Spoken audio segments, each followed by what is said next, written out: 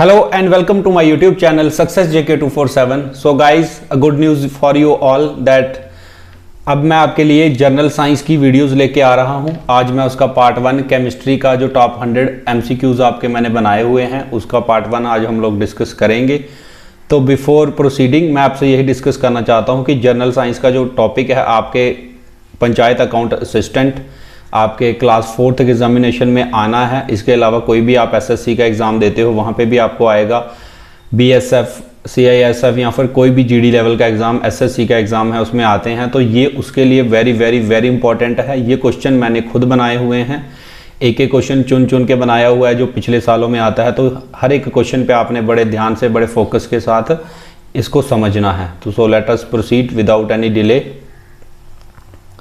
सो guys, question number 1 मैंने आपके लिए उठाया हुआ है। The chemical name of laughing gas is.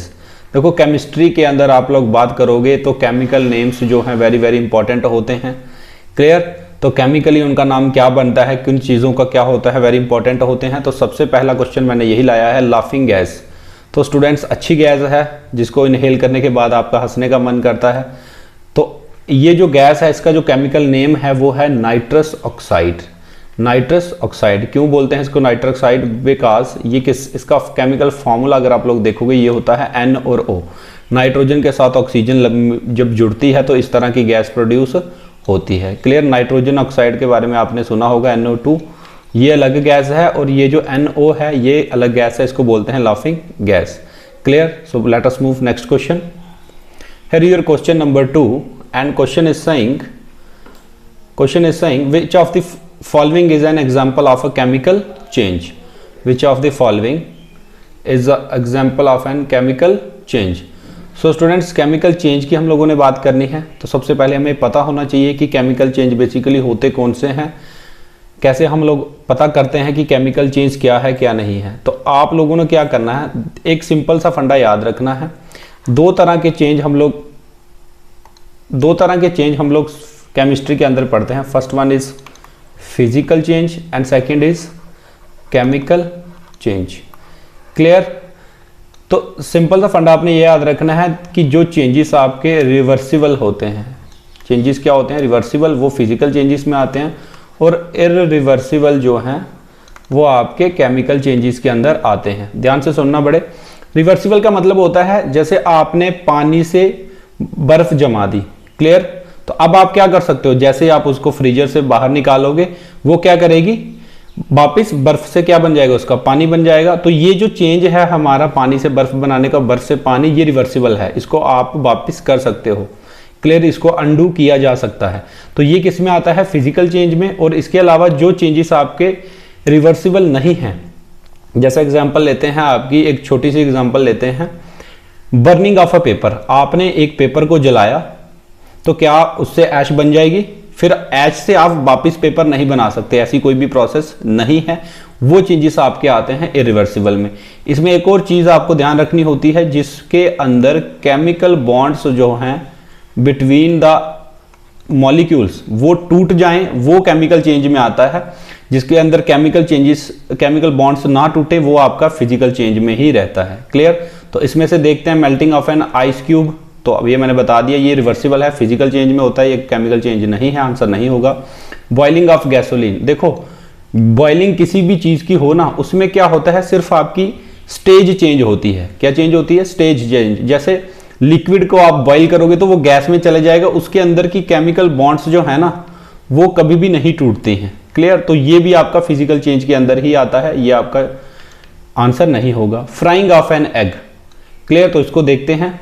उससे पहले ये देखते हैं attraction of an iron nail to a magnet. तो आपने बड़ी बार आपने देखा होगा, ये आयरन आप मैग्नेट के पास लेके जाओ तो वो चिपक जाते हैं, बट ऐसा नहीं है कि आप उसको दूर नहीं कर सकते, थोड़ी सी फोर्स के साथ आप उसको दूर कर सकते हो। ये भी रिवर्सिबल है, ये भी आपका फिजिकल चेंज में ही आएगा, आंसर नहीं। सो फ्राइंग ऑफ एन एग, अगर आपने एक एग को एक बार फ्राई कर दिया तो ये फिर से आप उसको रिवर्स नहीं कर सकते, तो यही आपका किसके अंदर आएगा, केमिकल चेंज के अंदर आएगा। क्लियर? आई होप ये समझ आ गया होगा। मैं आपको थोड़ा सा ज़्यादा डीप में पढ़ा रहा हूँ ताकि किसी भी तरह की कंफ्यूजन आपको ना रहे। Clear? So here your question number 3 and question is saying who discovered neutrons. Who discovered neutrons. तो स्टूडेंट्स आपको जैसे पता है केमिस्ट्री के अंदर आपके जो एटम्स हैं, एटम्स के अंदर 3 चीज़ें होती हैं टोटल। इस तरह का स्ट्रक्चर हम कुछ उसका पढ़ते हैं।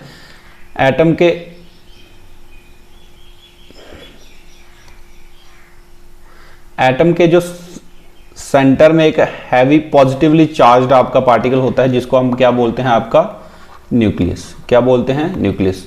और उसके इर्द गिर्द जो हैं वो इलेक्ट्रॉन्स जो हैं, नेगेटिवली चार्ज इलेक्ट्रॉन्स क्या करते हैं, रिवॉल्व करते हैं। इस तरह का स्ट्रक्चर पढ़ा हुआ आप सभी ने। अब न्यूक्लियस जो है इसके अंदर 2 तरह के चार्जेस होते हैं। First one is protons and second is neutrons. Clear. तो प्रोटॉन्स जो होते हैं आपके ये पॉजिटिवली चार्ज होते हैं, इसमें पॉजिटिव चार्ज होता है, और न्यूट्रॉन जो होते हैं आपके इस पे कोई भी चार्ज नहीं होता। क्लियर। तो ये मैं आपको थोड़ा सा डीपली पढ़ा रहा हूँ, ध्यान से समझिएगा। अब उसने पूछा इसको डिस्कवर किया किसने था, तो न्यूट्रॉन की डिस्कवरी का जो क्रेडिट है वो जाता है चैडविक। साइंटिस्ट थे एक, चैडविक नाम था इनका, इन्होंने न्यूट्रॉन्स को डिस्कवर किया था। क्लियर। तो अब न्यूट्रॉन की बात हुई है तो साथ के साथ आपको यह भी पता होना चाहिए कि आपके जो इलेक्ट्रॉन्स हैं वो किसने डिस्कवर किए थे। क्लियर। तो इलेक्ट्रॉन की डिस्कवरी का जो क्रेडिट हम लोग देते हैं आपको पता है वो जे थॉमसन जी को देते हैं। जे थॉमसन एक साइंटिस्ट थे, इन्होंने डिस्कवर किया था कि एटम के अंदर नेगेटिवली चार्ज पार्टिकल हैं जिसको क्या बोलते हैं, नाम दिया था इलेक्ट्रॉन्स का। देन प्रोटॉन्स का आपको पता है ये किसने दिया था, ये रदरफोर्ड एक साइंटिस्ट थे जिन्होंने गोल्ड फॉयल का एक्सपेरिमेंट किया था। आपको पता है उन्होंने पॉजिटिवली चार्ज्ड रेज डाली थी। क्लास 10th में आप लोगों ने ये वाला एक्सपेरिमेंट पढ़ा होगा। तो उसी से इन्होंने क्या डिस्कवर किए थे, आपके प्रोटॉन्स को डिस्कवर किया था। Clear. So let us move to the next question. Here your question number 4 and question is saying who among the following proposed that atom is indivisible। Guys indivisible का मतलब क्या होगा आपके पास, indivisible का मतलब होता है जिसको आप फर्दर डिवाइड नहीं कर सकते। तो सबसे पहले इसके ऊपर डिस्कवरी की थी जॉन डेल्टन नाम के एक साइंटिस्ट थे जिन्होंने फर्स्ट आपका एटॉमिक थ्योरी भी दी थी, जिसमें उन्होंने कहा था कि atom is like a watermelon, और उसके अंदर जो सीड्स होते हैं उसको उन्होंने इलेक्ट्रॉन से कंपेयर किया था। तो उन्हीं ने ये बताया था कि एटम को आप फर्दर डिवाइड नहीं कर सकते। तो इस क्वेश्चन का राइट आंसर होगा आपके पास डेल्टन। गाइज ये क्वेश्चन बड़े कंसेप्चुअल क्वेश्चन है, बड़े ध्यान से आप लोगों ने समझना है। Here your question number 5 and question is saying what is an acid is a substance which, तो आपने बताना है इनमें से एसिड कौन कौन सी प्रॉपर्टीज को फॉलो करता है। गाइज आपने क्लास 10th में चैप्टर पढ़ा था पूरा का पूरा, एसिड, बेसिस एंड सॉल्ट्स पढ़ा था, उसी में से ये आता है आपका। तो यहाँ पे आपको मैं डायरेक्ट आंसर बताऊंगा। एसिड जो हैं प्रोटॉन को डोनेट करते हैं, पॉजिटिव चार्ज को डोनेट करते हैं, नेगेटिव चार्ज को ये गेन करते हैं, और H पॉजिटिव आयंस, ये तो आपने बेसिक डेफिनेशन पढ़ी ही होगी कि एसिड्स जो होते हैं जब आप इसको वाटर में डालते हो तो ये वहाँ पे क्या बनाते हैं, H पॉजिटिव आयंस बनाते हैं। क्लियर। तो इस क्वेश्चन का राइट आंसर होगा ऑल ऑफ दिस। क्लियर। और भी बड़ी सारी प्रॉपर्टीज होती हैं जो एसिड शो करते हैं, तो वो बाद में कभी देख लेंगे। नेक्स्ट क्वेश्चन पे चलते हैं। Here your question number 6, very important question। So guys pH value of pure water. तो यहाँ पे एक चीज़ आपको इसका कॉन्सेप्ट समझा देता हूँ। pH एक स्केल होता है रेंजिंग बिटवीन 0 to 14, और इसका जो मिड पॉइंट रहता है दैट इज 7। तो गाइस pH एक स्केल होता है जो कैटेगराइज करता है चीज़ों को एसिड्स और बेसिस में, और इनके सेंटर में जो भी चीज़ आएगी that will considered as neutral. Clear. तो मैं आपको ये बता दूं कि 0 से लेके 7 तक जिसकी pH वैल्यू होगी that will be considered as acid. 7 से 14 वाले को गिना जाएगा बेस, और जिसकी 7 के आसपास होगी या एग्जैक्ट 7 होगी उसको गिना जाएगा न्यूट्रल। तो आपको पता है प्योर वाटर जो होता है ये ना एसिड होता है ना बेस होता है, तो इसकी pH वैल्यू कितनी होगी आपके पास, 7। क्लियर। तो यहाँ पे एक चीज़ और बच्चों को बड़ी कन्फ्यूजन होती है, कोई आपको बताता नहीं है, मैं आपको ये डिटेल कर देता हूँ कि मान लो 2 आपके पास सब्सटेंसेस है, एक की pH वैल्यू है 2, एक की है 4। तो पूछा जाएगा कि इन दोनों में से ज़्यादा एसिडिक कौन है, ज़्यादा एसिडिक कौन है। तो देखो 0 के जो सबसे पास होगा वो सबसे ज़्यादा एसिडिक होगा, आगे जाते जाते उसकी एसिडिटी प्रॉपर्टी कम होते जाएगी। तो substance which having pH value of 2 उसकी pH जो एसिडिक स्ट्रेंथ है वो ज़्यादा होगी। ऐसे ही बेसिस में जो 14 के ज़्यादा पास होगा उसकी बेसिक प्रॉपर्टीज ज़्यादा होंगी। Clear. So let us move to the next question. Question number 8 is saying iron rust in the presence of. तो आपने बताना है जो आयरन की रस्टिंग होती है, ये भी आपने टॉपिक पढ़ा हुआ है। सारे के सारे जो क्वेश्चन उठाए जाते हैं वो 9th 10th की क्लासेस से उठाए जाते हैं। आप लोगों को अगर रेफ़र करना हो तो आप NCERT की बुक्स जो है 9th 10th की उससे रेफ़र कर सकते हैं। क्लियर। और अगर आप चाहते हैं इस पर आपको डिटेल में पढ़ना फिजिक्स, केमिस्ट्री, बायोलॉजी, तो आप मेरे को कमेंट बॉक्स में बता दीजिएगा, मैं आपके लिए सेपरेट वीडियो लेके आ जाऊँगा। क्लियर। आयरन जो है उसकी रस्टिंग के लिए जो दो इंपॉर्टेंट चीज़ है, एक तो मॉइस्चर, दूसरा ऑक्सीजन। वाटर और ऑक्सीजन दोनों हों तभी आयरन की रस्टिंग हो जाती है। क्लियर। तो मैं थोड़ी सी प्रोसेस आपको समझा देता हूँ। आपने देखा होगा लोहे के जो पार्टिकल्स, कोई भी लोहे का जो सब्सटेंसेस बाहर पड़े होते हैं बारिश में, कुछ देर के बाद उसको क्या होता है, उसकी जो ऊपर वाली लेयर है वो उखड़ना स्टार्ट हो जाती है। देखी होगी आप लोगों ने, उसी को बोलते हैं आयरन की क्या होना, रस्टिंग होना। क्लियर। तो इन चीज़ों से उनको बचाने के लिए हम लोग किस किस तरह का यूज़ करते हैं वो आपने देखा होगा। पेंट हम लोग पेंट कर देते हैं लोहे के आर्टिकल्स को, उससे क्या होता है, उसकी रस्टिंग नहीं होती। क्यों? क्योंकि जैसे आपने उसको पेंट कर दिया, उसके पास ना तो ऑक्सीजन पहुंच पाएगी अंदर तक और ना ही उसके पास मॉइस्चर पहुंच पाएगा। वो पेंट का जो कलर है उसके ऊपर ही रह जाएगा, आयरन की रस्टिंग नहीं होती है। क्लियर। तो इसका आंसर रहेगा आपका बोथ बी एंड सी, ये दोनों चीज़ें होंगी, दोनों में से एक भी नहीं हो तो रस्टिंग नहीं होती है। Clear? So let us move to the next question. And question is saying which of the following is called blue vitriol? तो guys ये एक सब्सटेंस होता है जिसका नाम है ब्लू विट्रॉयल। तो क्योंकि कलर जो होता है कॉपर सल्फेट का वो ब्लू कलर होता है, ये भी क्वेश्चन जो है क्लास 10th का ही उठाया गया है। क्लास 9th 10th के जो आपके क्वेश्चंस है वही उठाए जाते हैं पेपर में। क्लियर। तो आपको उस पर थोड़ा फोकस रखना होगा। तो ब्लू विट्रॉयल जो है वो कॉपर सल्फेट को ही बोला जाता है। आपने पढ़ा होगा, एक क्वेश्चन था, why when an iron nail is dipped in a copper sulphate solution the solution का कलर जो है वो ब्लू में क्यों चेंज हो जाता है। तो इस तरह का वही से ये क्वेश्चन उठाए जाते हैं। Clear. So let us move to the next question. And question number 8 is saying sodium metal should be stored in. So guys ये क्वेश्चन तो आप लोग 8th 9th 10th ये सभी क्लासेस में पढ़ाया जाता है। बड़ी बेसिक सा क्वेश्चन है कि जो मेटल है सोडियम, उसको हम लोग किस में स्टोर करके रखते हैं। तो अब इसका पहले बेसिक फंडा समझ लेते हैं। बेसिक फंडा ये है, क्योंकि जो सोडियम और पोटेशियम दो ऐसे आपके मेटल्स हैं जो हाईली रिएक्टिव हैं। हाईली रिएक्टिव का मतलब आप इसको रूम टेम्परेचर पे अपने घर पे रखा हुआ है सिंपल, तो ये फायर कैच कर सकता है, आग लग सकती है इसको। कैसे? क्योंकि सोडियम जो है ये जैसे ही आपका मॉइस्चर में से वाटर को उठाता है तो ये हाईली बड़ी रिएक्शन होती है और ये एक्सप्लोड भी कर सकता है, फायर पकड़ सकता है ये। क्लियर। तो इसीलिए इसको क्या करते हैं हम लोग, केरोसिन ऑयल के अंदर स्टोर करके रखते हैं ताकि इस तरह की कोई भी ये हरकत ना कर सके। So clear. तो सोडियम मेटल जो है ये मैंने खुद एक्सपेरिमेंट करके देखा हुआ है। एक बार मेरे फ्रेंड ने डाला था, ग्लास में वाटर था थोड़ा सा, उसमें सोडियम हम लोगों ने डाला था, तो कुछ 10 12 15 सेकंड के बाद वो ब्लास्ट हो गया था, जैसे एक बॉम्ब ब्लास्ट होता है। तो आप लोगों ने ध्यान रखना है सोडियम मेटल जो है किस में स्टोर करके रखते हैं, केरोसिन ऑयल। और क्यों करते हैं? ताकि वो फायर गेन ना कर सके, उसको ऑक्सीजन ना मिल सके। क्लियर। वाटर उसको ना मिल सके। Let us move to the next question and here is question number 9। Process of extraction of metal from ores is called. तो देखो स्टूडेंट्स, बड़ी सारी मेटल्स हैं जो नेचर के अंदर प्योर फॉर्म में नहीं पाई जाती। क्लियर। प्योर फॉर्म में नहीं पाई जाती, वो क्या किस फॉर्म में पाई जाती है, ओर की फॉर्म में पाई जाती है। और मतलब उसके अंदर मेटल तो होगी और उसके साथ अब बड़ी सारी क्या होंगी, इम्प्योरिटीज होती हैं। क्लियर। तो अब मेटल को इम्प्योरिटीज से बाहर निकालने के लिए हम लोग प्रोसेस फॉलो करते हैं जिसको हम लोगों ने नाम दिया हुआ है मेटलर्जी। जैसा आपको पता है लर्जी का मतलब होता है एक प्रोसेस, किसी प्रोसेस को लर्जी बोलते हैं, और मेटल को बाहर निकालने की प्रोसेस को हमने नाम दे दिया मेटलर्जी। क्लियर। आई होप ये समझ आ रहा होगा, बड़े ही आसान तरीके से मैं आप लोगों को समझा रहा हूं। चलते हैं नेक्स्ट क्वेश्चन पे। Here your question number 10। The main constituent of गोबर गैस और बायोगैस इज। सो स्टूडेंट्स ये क्वेश्चन इसलिए भी इंपॉर्टेंट हो जाता है क्योंकि अभी गवर्नमेंट फोकस कर रही है इस तरह के प्लांट्स के ऊपर। गोबर गैस के प्लांट्स बड़े सारे लग रहे हैं, तो इसीलिए क्वेश्चन ये इंपॉर्टेंट हो जाता है, डे टू डे लाइफ से कंसर्न्ड है। तो आपको याद ये रखना है कि इसमें जो मेनली गैस आपकी बनती है वो बनती है मीथेन। क्लियर। इसको आप कुकिंग के लिए यूज़ कर सकते हो। गोबर गैस का प्लांट मैं बता देता हूँ, इस तरह से एक खड्डा बनाते हैं, इसके अंदर घर का जितना भी वेस्ट है या फिर गोबर जो होता है, काऊ डंक या फिर किसी भी एनिमल का डंक आप इसमें डालते हो, कुछ ऊपर से कुछ ऑर्गेनिज्म स्पेशल जर्म्स वगैरह डाले जाते हैं जो क्या करते हैं, इसको डिकम्पोज करते हैं और इसमें से क्या बनती है, गैस बनती है।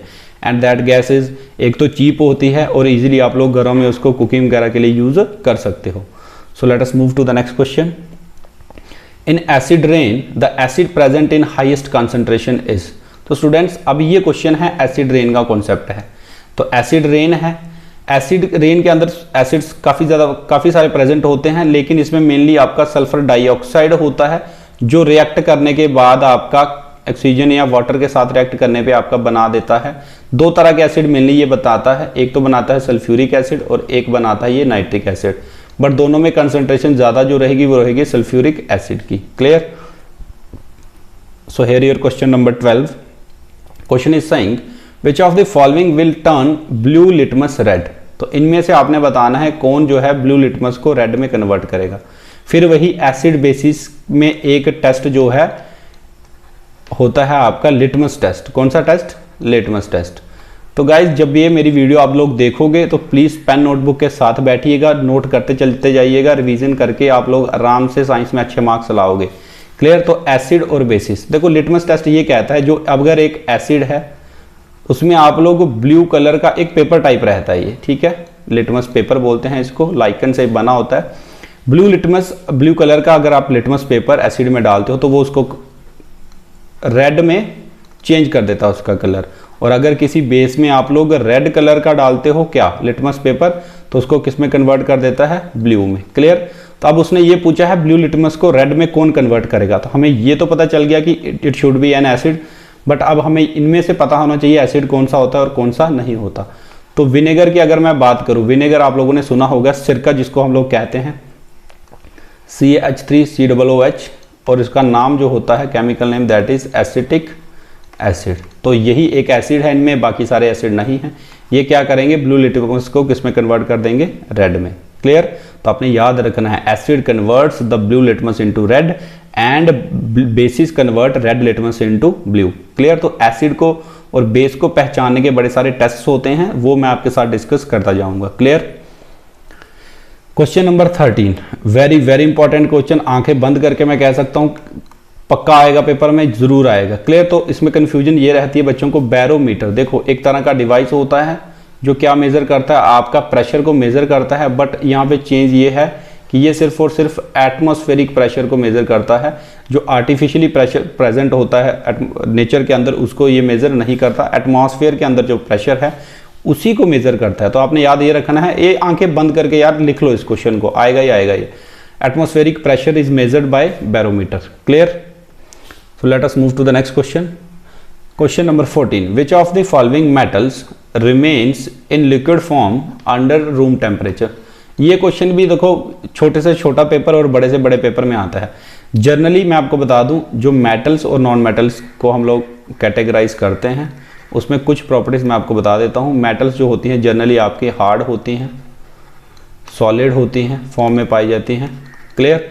और नॉन मेटल इसके सॉफ्ट होती हैं और ज़्यादातर गैसेस फॉर्म में पाई जाती हैं। क्लियर?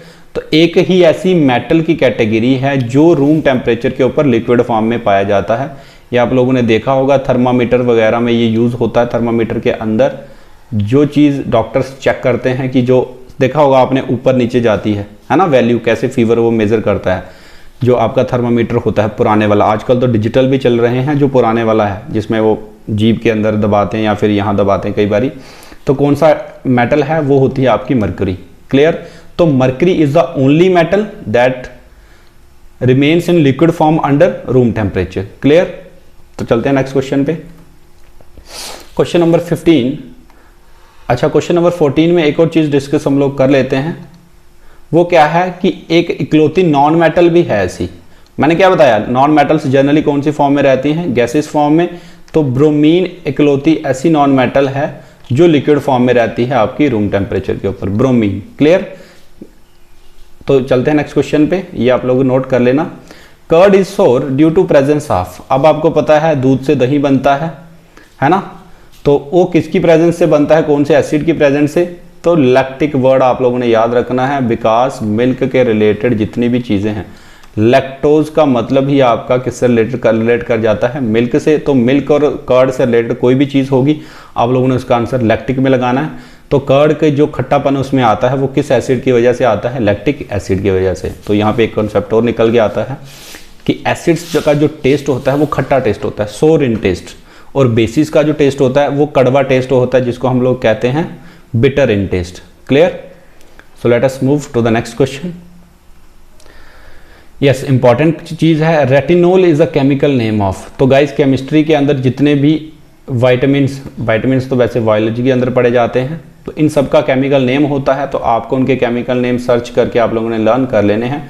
तो रेटिनोल जो होता है वो विटामिन ए का केमिकल नेम होता है। ये सारे के सारे क्वेश्चन जो है ना, ये प्रीवियसली आस्क्ड क्वेश्चन है, पिछले पेपरों में आ चुके हैं, और हमारा एक्सपीरियंस मेरा ये कहता है 3 साल का कि यही क्वेश्चन बार बार रिपीट होते हैं।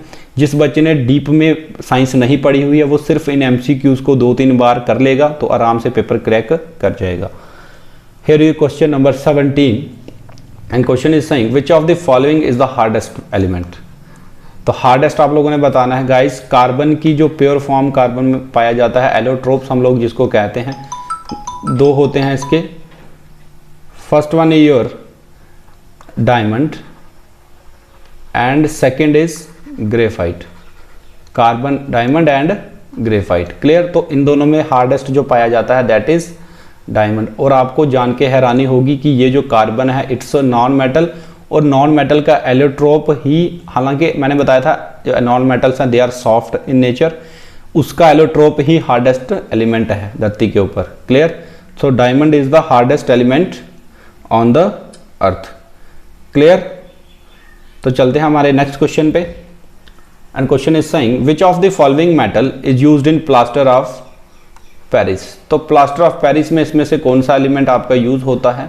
सो गाइज इंपॉर्टेंट चीज़ है प्लास्टर ऑफ पेरिस, तो मैं इसकी थोड़ी सी आपको बता देता हूँ इसके बारे में। प्लास्टर ऑफ पेरिस समझने में बड़ा आसान है। जब हड्डी किसी की टूट जाती है, टूटी होगी आपकी भी, मेरी बड़ी बार टूटी हुई है, तो जो आप प्लास्टर कराते हो, जिसको प्लस्तर हम लोग कहते हैं, वाइट कलर का जो हार्ड एलिमेंट बनाया होता है उसको बोलते हैं प्लास्टर ऑफ पेरिस। तो इसका केमिकल फॉर्मूला बड़ी बार पेपर में पूछा जाता है।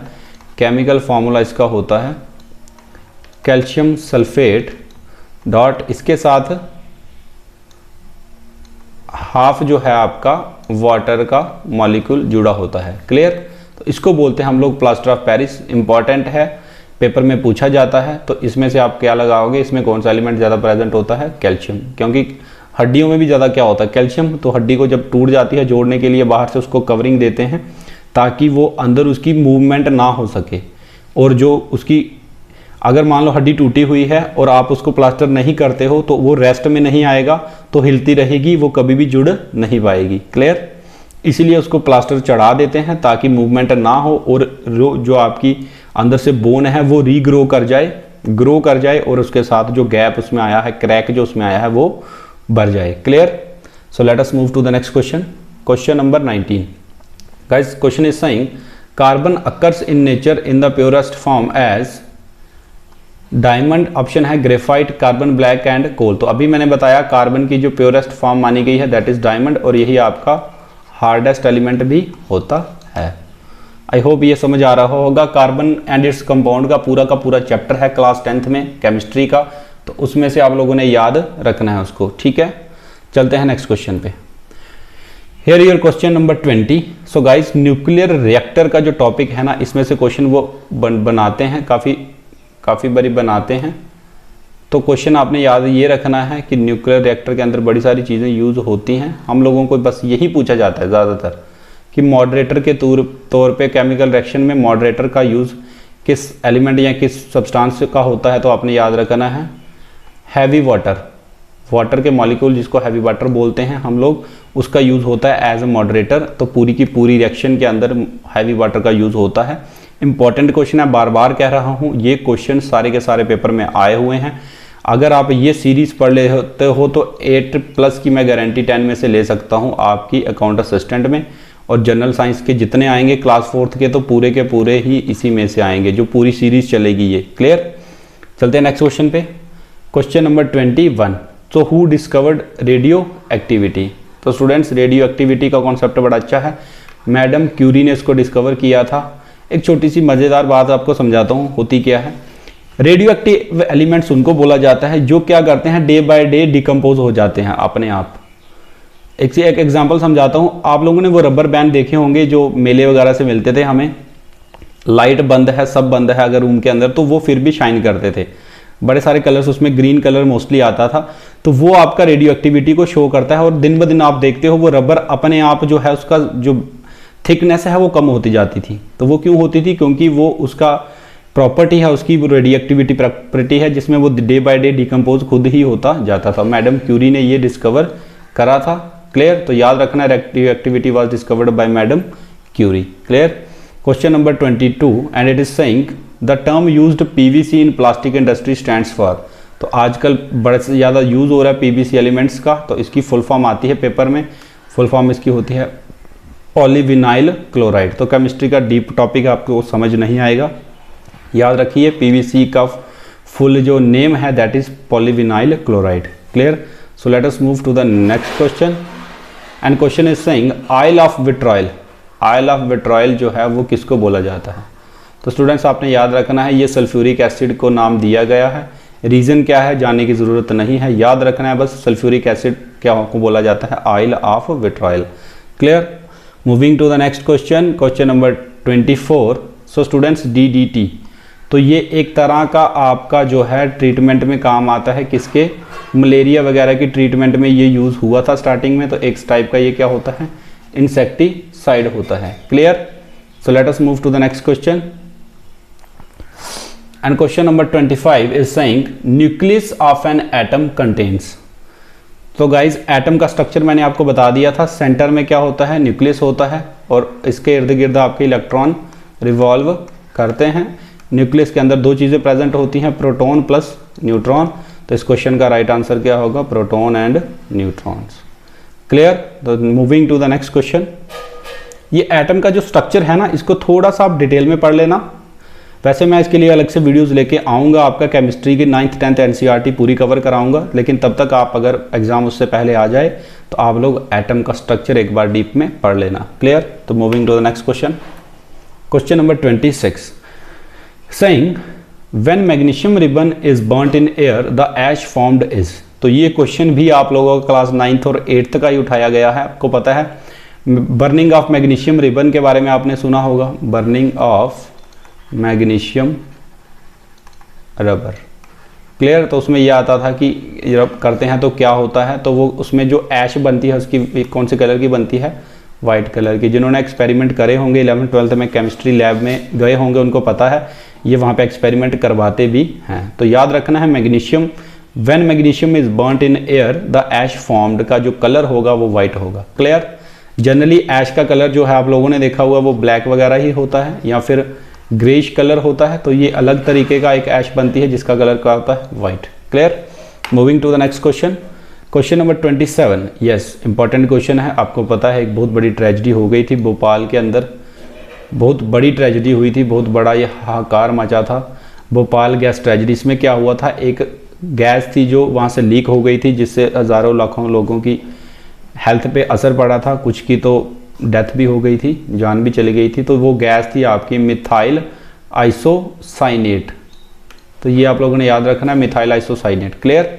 सो moving to the next question, question number 28। So guys question is saying जो आप घरों में कुकिंग गैस यूज़ करते हो वो मेनली किससे बनी होती है? तो वैसे तो हमें पता है उसको CNG बोलते हैं हम, कंप्रेस्ड नेचुरल गैस। अब उसमें कौन सी कैटेगरी में आती है वो आती है आपकी ब्यूटेन एंड आइसोब्यूटेन, उसमें पाई जाती है। क्लियर? सारी की सारी कैटेगरी में कौन से दो स्पेशल टाइप हैं, ब्यूटेन और isobutane. Clear? Moving to the next question, question number 29 and saying what is the pH value of water in acid rain. तो मैंने बताया था pH वैल्यू का कॉन्सेप्ट इंपॉर्टेंट है, एसिड रेन का कॉन्सेप्ट इंपॉर्टेंट है। यहाँ पे दो चीज़ें नोट करवाऊंगा, आप लोगों ने कर लेनी है, पेपर में आ सकती हैं। सो गाइज एसिड रेन की जो pH रेंज होती है, कोई भी ऐसा पानी बरसने वाला जिसकी pH वैल्यू 5.5 से कम हो जाए उसको हम कंसीडर करते हैं एसिड रेन के अंदर। क्लियर? एक यहाँ पे और कॉन्सेप्ट है टूथ डिके का, आपने देखा होगा कई बार क्या होता है दांत जो हैं वो उनका डिके होना स्टार्ट हो जाता है, मुंह के अंदर से दांत मतलब उसका साइज वो क्या कहते हैं उसको, एक तरह से डिकेइंग प्रोसेस उसकी स्टार्ट हो जाती है। और वो कब होती है, जब आपके पूरे के पूरे माउथ की पीएच वैल्यू जो है 5.6 से कम होना स्टार्ट हो जाती है, एसिड उसमें रिलीज जो होना ज़्यादा स्टार्ट हो जाता है, तो आपका टूथ डिकेइंग हो जाता है। इंपॉर्टेंट क्वेश्चन है, पेपर में डायरेक्ट आ सकता है, एनसीईआरटी की बुक्स में लिखा हुआ है। Clear? So let us move to the next question. Here is question number 30 and it is saying which of the following acid is used in lead storage battery। तो lead storage battery के अंदर कौन सा acid use होता है, आप लोगों ने याद रखना है। कैसे याद रखोगे, देखो लेड स्टोरेज बैटरी के अंदर आपका ये वाला एसिड यूज होता है। इंपॉर्टेंट क्यों है, क्योंकि घरों में हम लोग यूज करते हैं बैटरीज का। तो sulphuric acid is used in lead storage batteries and used at homes. Clear? तो चलते हैं नेक्स्ट क्वेश्चन पे। Which of the metal is most abundant in metal earth crust. तो अर्थ की जो क्रस्ट पे सबसे ज्यादा एब्यूडेंट मेटल कौन सा पाया जाता है, that is silicon. Clear? In the form of silica जिसको हम लोग कहते हैं। क्लियर? तो moving to the next question. Question number 32 is saying which non metal is commonly used for disinfecting waters. तो जो बच्चे को पता है कि डिसइंफेक्ट वाटर को के लिए कौन सी हम लोग नॉन मेटल यूज करते हैं, तो that is used is chlorine. इसका बड़ा भद्दा सा टेस्ट होता है, मैंने काफ़ी पिया हुआ अपने हॉस्टल में। क्लियर? तो याद रखना आप लोगों ने, बट अच्छा था क्योंकि क्या करता था, पानी में जो इन्फेक्टिंग इसमें बैक्टीरियाज वगैरह होते थे, जर्म्स होते थे, उसको ये किल कर देता था और वाटर को हमारे पीने के लिए सेफ बना देता था। Clear? Moving to the next question. Question number 33 is saying which component is used to harden rubber in vulcanisation process. So students, ये भी केमिस्ट्री के एक टर्म है, क्लास 9th 10th से उठाई गई है, इंपॉर्टेंट है। वल्कनाइजेशन ऑफ रबर, तो किस कंपोनेंट का यूज किया जाता है रबर को थोड़ा सा हार्ड बनाने के लिए, तो गाइस याद रखना है सल्फर। सल्फर एक ऐसा एलिमेंट है जो ऐड किया जाता है रबर में ताकि उसको थोड़ा सा हार्ड बनाया जा सके। रबर जो है नेचुरल फॉर्म में सॉफ्ट, बड़ी सॉफ्ट फॉर्म में पाया जाता है। हार्ड बनाने के लिए प्रोसेस का नाम है वल्कनाइजेशन और ऐड कौन सा एलिमेंट किया जाता है, sulphur. Clear? Moving to the next question. Question is saying a redox reaction is one in which।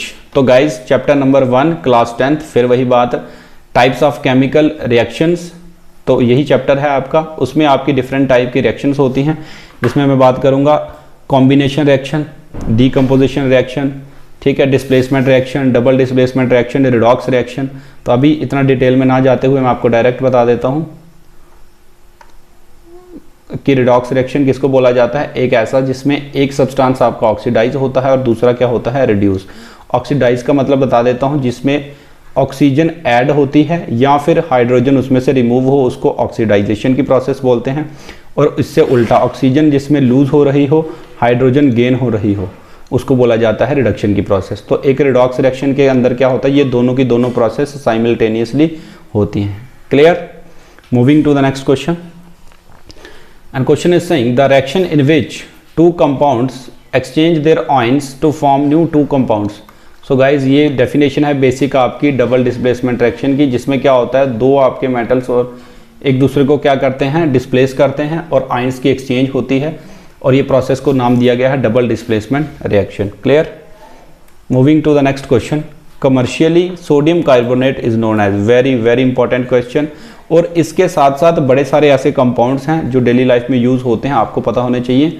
तो इसके लिए मैं आपको एक PDF दे दूंगा टेलीग्राम ग्रुप पे। टेलीग्राम जो मेरा ग्रुप है उसका लिंक आपको डिस्क्रिप्शन बॉक्स में मिल जाएगा, वहाँ से आपने उसको ज्वाइन करना है। मैं आपको इसका एक लिस्ट दे दूंगा, पेपर में इंपॉर्टेंट कौन से ऐसे आपके कंपाउंड्स हैं जिसके बारे में पेपर में पूछा जाता है। तो सोडियम कार्बोनेट आप लोगों ने यूज़ करा हुआ है, इससे आपने बनी हुई चीज़ें बहुत खाई हुई हैं, बहुत ज़्यादा खाई हुई हैं। क्या होता है ये, बेकिंग सोडा। बेकिंग सोडा वो चीज़ है जो आप लोग ऐड करते हो आपके आटा वगैरह में या फिर किसी भी चीज़ में, जो आपको ब्रेड में जो फुलाव उसमें आता है, फुलाव लाने के लिए, ठीक है, उसको बोलते हैं बेकिंग सोडा। डोगरी में आप लोग पठोरू बोलते हो उसको, वो बनाने में ये यूज़ होता है। Clear? So moving to the next question. Question number 37, the gas responsible for global warming is. So students, important चीज़ है। ग्लोबल वार्मिंग का कॉन्सेप्ट मैं थोड़ा सा आपको आइडिया भी दे देता हूँ। मान लो ये अर्थ की सरफेस है, आपको पता है ये क्या है, सन है। सन की रेज जो है, हीट जो है सन की अर्थ पे पड़ती है, नेचुरल प्रोसेस है क्या वो समझते हैं पहले, होना क्या चाहिए।